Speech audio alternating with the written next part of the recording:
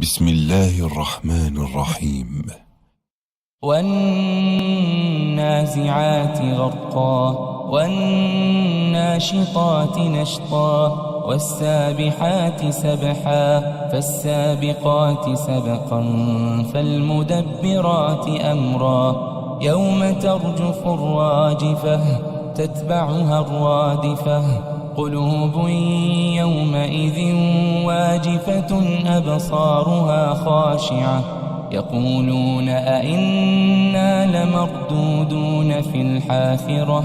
أئذا كنا عظاما نخرة قالوا تلك إذا كرة خاسرة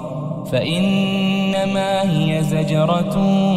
واحدة فإذا هم بالساهرة هل أتاك حديث موسى إذ ناداه ربه بالوادي المقدس طوى اذهب إلى فرعون إنه طغى فقل هل لك إلى أن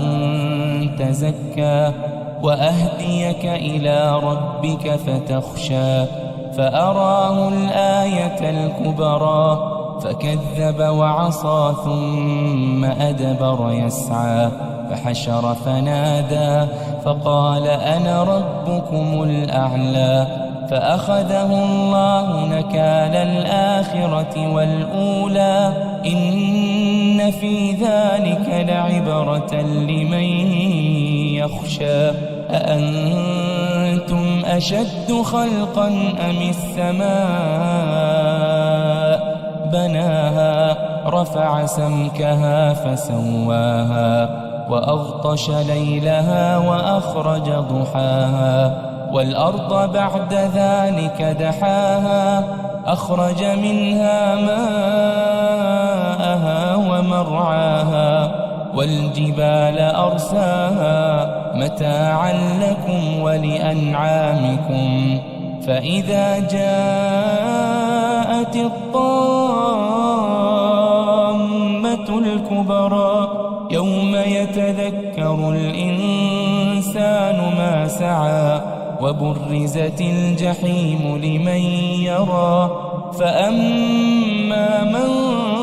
طغى وآثر الحياة الدنيا فإن الجحيم هي المأوى وأما من خاف مقام ربه ونهى النفس عن الهوى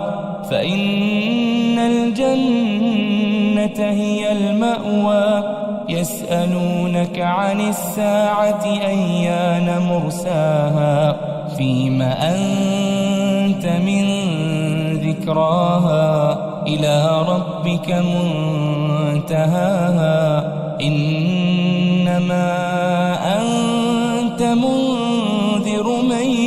يخشاها كأنهم يوم يرونها لم يلبثوا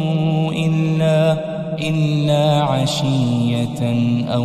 ضحاها.